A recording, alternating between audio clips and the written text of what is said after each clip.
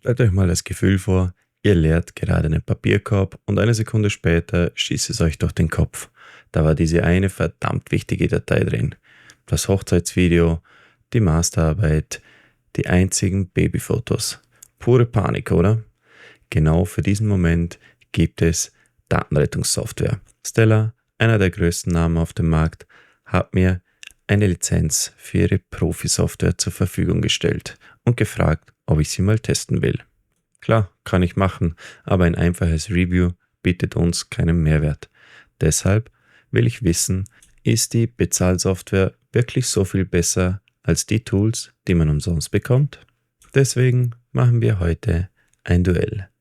Stella Data Recovery Professional gegen Piriform's Recuva. Gleiche Bedingungen, gleiche Testdateien, keine Ausreden. Das hier ist mein ungeschöntes Urteil. Schauen wir uns die Kontrahenten mal kurz an. Da hätten wir zuerst den Platzhirsch, Stella Data Recovery Professional.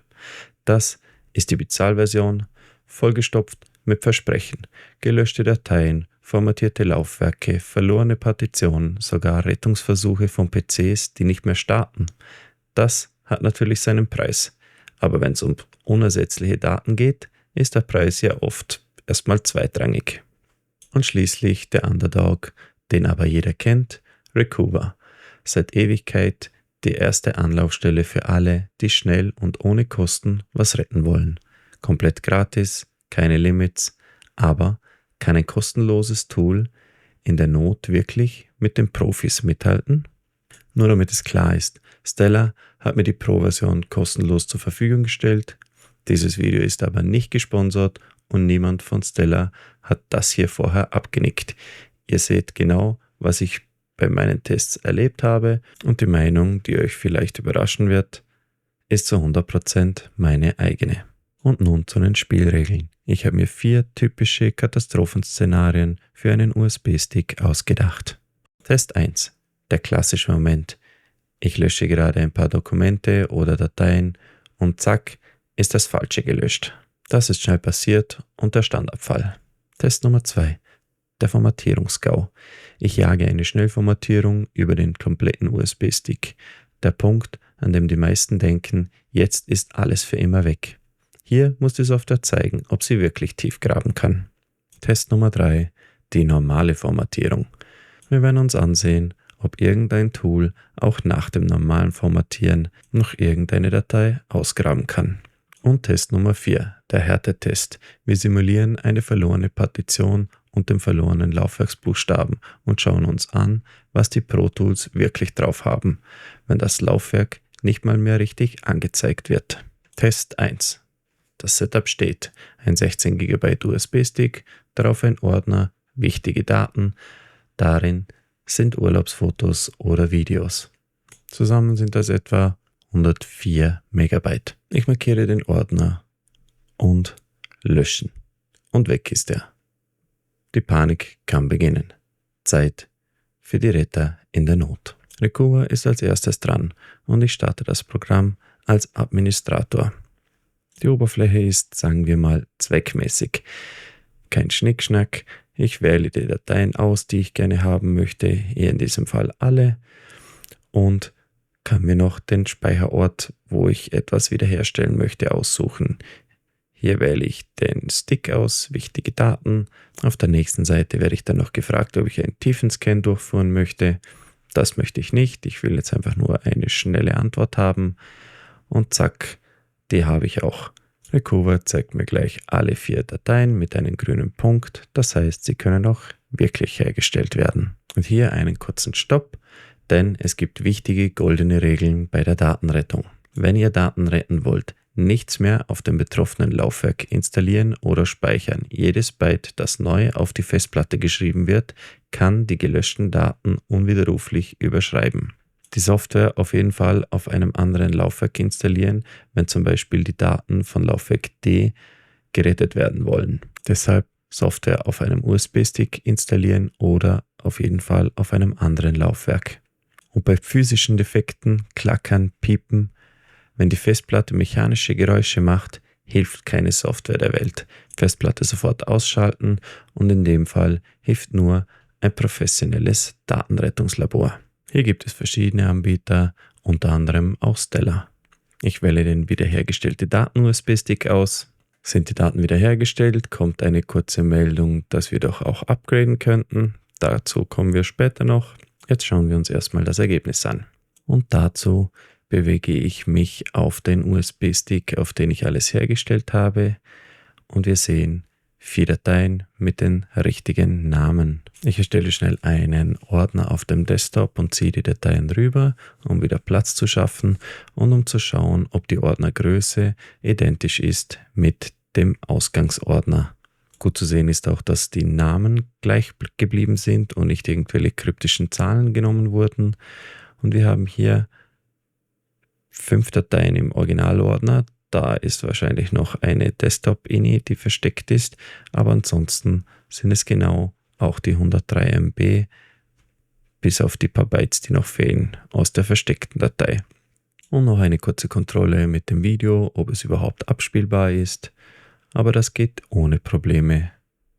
Jetzt zu Stellar Data Recovery, auch als Administrator ausführen. Und hier ist die Oberfläche deutlich moderner.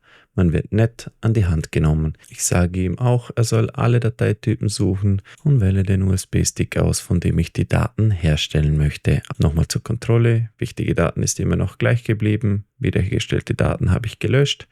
Und wir scannen den USB-Stick auch wieder ohne den tiefen Scan.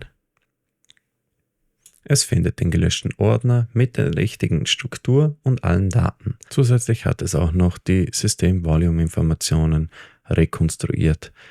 Ich wähle hier nur die wichtigen Nicht-Löschen-Dateien aus und drücke auf Sparen. Warum hier Sparen steht, ich habe keine Ahnung. Das bleibt sogar, nachdem ich das Produkt aktiviert habe. Hier können wir uns dann den Speicherort aussuchen, wo wir die Daten wiederherstellen möchten. Wieder auf den anderen USB-Stick natürlich. Und hier haben wir bei Stellar noch weitere Optionen. Wir können die Daten als ZIP-Datei erstellen lassen und haben auch noch andere Wiederherstellungsoptionen oder Filteroptionen, die wir hinzufügen können. Wenn wir alles so zusammengestellt haben, wie wir das möchten, gehen wir auf Speichern und Recover hat 9 Sekunden für die Wiederherstellung gebraucht und Stellar Data Recovery braucht ca. 13 Sekunden. Natürlich spielt Zeit bei Datenwiederherstellung keine Rolle, Hauptsache die Daten sind wieder da, aber es sollte in einem Test erwähnt werden. Dann lassen wir uns die Daten mal anzeigen. Wir sehen, ich bin im Laufwerk G, ich bin in den Ordner und schiebe mir auf den Desktop, um zu kontrollieren, ob er auch die gleiche Größe hat wie der Ausgangsordner. Kurz zur Klarstellung, Recover hätte auch alle 5 Dateien hergestellt, somit auch diese versteckte Systemdatei, die Desktop-INI. Allerdings hatte ich diese Option beim Test leider deaktiviert. Nichtsdestotrotz, das Ergebnis ist dasselbe. Zwischenstand nach Runde 1. Wenn ihr aus Versehen ein paar Dateien gelöscht habt, machen Recover und Stellar einen Top-Job. Beide sind schnell und zuverlässig. Stellar sieht schicker aus und hat die bessere Vorschau. Aber Recover ist genauso gut und man könnte sagen, Runde 1 geht unentschieden aus. Vielleicht mit einem leichten Vorteil für Recover, weil man bis hierhin noch nichts bezahlen musste. Test 2. Die Formatierungskatastrophe. So, jetzt wird spannend. Ich nehme denselben Stick, Rechtsklick, Formatieren, Schnellformatierung ist ein und klicke auf Start. Die Warnung ignoriere ich heldenhaft und zack, der Stick ist leer. Für Windows ist er jetzt wie neu. Das ist dieser Herz-in-die-Hose-Moment. Ein normaler Scan hilft hier nicht mehr. Wir brauchen einen tiefen Scan. Dabei sucht die Software Sektor für Sektor nach Dateiresten, also nach typischen Mustern und Bildern, Dokumenten und Videos. Das dauert etwas länger, ist aber ungleich mächtiger. Und nach etwa 3 Minuten und 14 Sekunden haben wir unser Ergebnis. Wir haben Daten gefunden, allerdings ohne Dateinamen. Diese stellen wir einfach mal wieder her und sehen uns das Ergebnis an. Auf dem USB-Stick, wo wir die Dateien hergestellt haben, haben wir nun alle 4 wieder da. Diese lege ich in den Ordner ab und wir sehen, Alles konnte wiederhergestellt werden, bis auf die Dateinamen, und auch das Video funktioniert ganz normal. Und auch die Ordnergröße ist identisch mit dem vorherigen Ergebnis. Und wir springen zu Stellar Data Recovery. Auch hier den USB-Stick auswählen, den einfachen Scan starten. Es hat zwar Dateien gefunden, aber nicht diese, die wir suchen. Somit müssen wir auch hier den Tiefenscan aktivieren. Und nach 3 Minuten und 9 Sekunden haben wir auch hier unser Ergebnis. Leider konnte auch Stellar Data Recovery hier die Dateinamen nicht herstellen. Aber auch hier haben wir ein perfektes Ergebnis und konnten unsere Daten erfolgreich wiederherstellen. Und mit dem Blick auf die Eigenschaften aller 3 Ordner haben wir auch hier wieder ein Unentschieden. Test Nummer 3, der Härtetest. Kann eines der Programme auf einem normal formatierten Datenträger Daten wiederherstellen oder finden? Die Antwort dazu ist leider relativ kurz. Nein. Weder Recuva kann im Deep Scan, also im Tiefenscan, irgendeine Datei finden oder auch eine Struktur ausfindig machen, genauso wie Stellar Data Recovery hier leider an die Grenzen des Machbaren stößt. Somit kein Punkt für niemanden.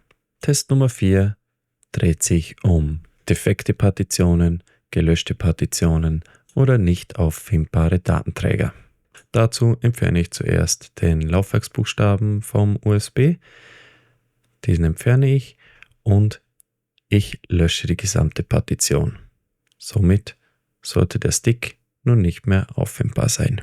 Den Anfang mache ich wieder mit Recuva und hier schaue ich nach dem Datenträger und ich sehe hier zwar eine Removable Disk, aber wenn ich versuche, diese zu scannen, bekomme ich leider eine Fehlermeldung und somit war es das für Recuva und meine Daten auf diesem USB-Stick.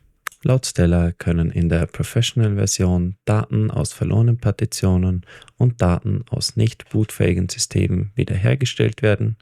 Ob das stimmt, sehen wir gleich. Wir haben hier wieder alle Daten ausgewählt. In unserer Liste von verbundenen Laufwerken ist der USB nicht da, deshalb können wir hier "Kann Laufwerk nicht finden" anklicken. Dann sucht es Datenträger raus und wir sehen den Kingston Data Traveler. Und sobald wir diesen ausgewählt haben und auf Suche gehen, bekommen wir tatsächlich die Information, dass es eine Partition, die verloren oder gelöscht wurde, gefunden hat. Das bestätigen wir mit OK und wir können dann mit der Auswahl auf die Partition den Scan starten und bekommen so hoffentlich unsere Daten aus einer gelöschten oder defekten Partition wiederhergestellt. Und nach 1 Minute und ein paar Sekunden konnten wir doch tatsächlich unsere heißgeliebten Daten von einer defekten oder verlorenen Partition wiederherstellen. Und das Ganze nochmal schnell kontrolliert. Eigenschaften, genau wieder diese 103 MB, die wir am Anfang verloren haben. Wichtig ist, ob man die Daten natürlich auch öffnen kann und ob das Video funktioniert und alles läuft problemlos, so wie es sein sollte. Sehen wir uns noch die 2 Angebote an. Hier haben wir einmal die Recuva Webseite. Das Programm kann übrigens auch auf Deutsch gestellt werden, die Webseite nicht. Im Überblick über die Versionen haben wir einmal die Free-Version, ganz normal Datenwiederherstellung ohne Kosten, und die Pro-Version, bei der es dann automatische Updates, priorisierter Support und auch das Datenwiederherstellen von virtuellen Festplatten unterstützt wird. Und hier das große Minus, wieder ein Jahresabonnement. Dazu gibt es natürlich verschiedene Meinungen. Ich mag es gar nicht. Und sehen wir uns Stellar Data Recovery an. Hier gibt es 3 Versionen, Standard, Professional und Premium. Diese haben natürlich auch verschiedene Vorteile. Und wir sehen auch hier das Jahresabo. Allerdings kann hier auch eine Lifetime-Lizenz gekauft werden. Somit ist diese etwas teurer, aber für mich auf jeden Fall die bessere Wahl. Wie bei mir lassen sich in der Professional-Version die Daten auch von verlorenen Partitionen wiederherstellen und auch von nicht bootfähigen Systemen. Zusätzlich kann man auch Images von ganzen Datenträgern machen und diese dann durchsuchen. Mit an Bord ist auch noch Stellar Drive Monitor, der die Smart-Überwachung von Festplatten übernimmt. Man kann auch Festplatten scannen, also auf Fehler untersuchen und sogar Festplatten klonen. Und bei der Premium-Variante könnte man sogar beschädigte Videodateien oder Bilder reparieren. Zu was für einem Fazit kommen wir nun nach diesen 4 Testrunden? Wenn du nur schnell ein paar gelöschte Fotos oder Dokumente zurückholen willst, ist Recuva dein bester Freund.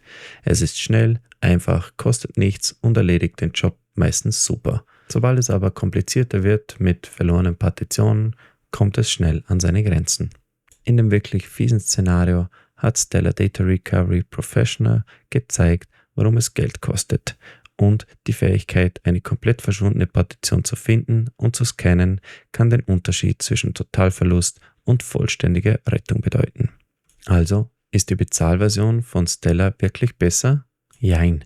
Wenn es um defekte Datenträger oder verlorene Partitionen geht, auf jeden Fall. Da gibt es keine 2 Meinungen. Aber braucht sie deswegen jeder? Nein. Meine abschließende Empfehlung sieht so aus. Für den schnellen Ups-Gelöscht-Fehler probiert es immer zuerst mit einem Freeware-Tool wie Recuva. Die Chancen stehen gut, dass ihr eure Daten zurückbekommt, ohne auch nur einen Cent auszugeben. Wenn ihr aber ein ganzes Laufwerk formatiert habt, unersetzliche Erinnerungen verloren sind oder euer Laufwerk gar nicht mehr erkannt wird, dann ist das Geld für ein Profi-Tool wie Stellar Data Recovery Professional verdammt gut investiert. Die höhere Erfolgsquote und die Spezialfunktionen sind in diesen Momenten Gold wert. Am Ende ist die beste Datenrettung natürlich immer noch ein gutes Backup. Aber wenn das Kind schon in den Brunnen gefallen ist, habt ihr jetzt hoffentlich eine bessere Vorstellung davon, welches Werkzeug ihr aus dem Schrank holen solltet. Und wenn Stellar Data Recovery genau das ist, was ihr jetzt gerade benötigt, dann benutzt gerne den Rabattcode digital ohne Stress, um hier noch ein klein wenig zu sparen. Und jetzt frage ich euch, musstet ihr schon mal Daten retten und was hat euch geholfen? Schreibt es mir in die Kommentare. Und wenn euch dieser Praxistest gefallen hat, lasst einen Like da und abonniert den Kanal. Bis zum nächsten Mal. Tschüss.